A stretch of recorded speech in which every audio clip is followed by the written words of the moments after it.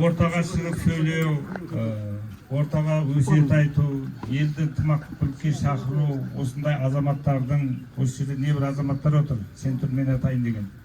Барлығының айтары бар, бәрінің жеткізетін нәрселері бар, өсиеттері бар.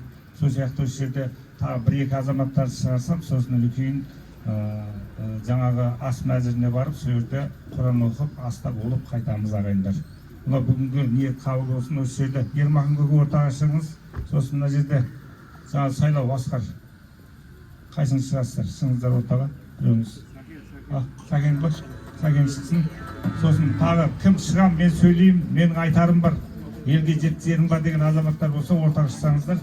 Бір-екі қысқа нұсқа, бірақ жаңағы өздік өсиетімен, дәрежесімен не қылсаңыздар. Кім бар? Мынау Олжанқұл Сұлтанқұл деген ата бар. Өнекей Үсен көкем. Сол шығыңыз көке. Мынау жастардың арасында бар айтылатын әңгіме. Бірақ анау тойханада қаншегімен өрде де сөз беріледі, бірақ мына жердің өзіндік ерекшелігі бар.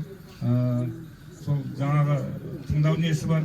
Сол сияқты бір ниеттеріңізді білдіріңіздер.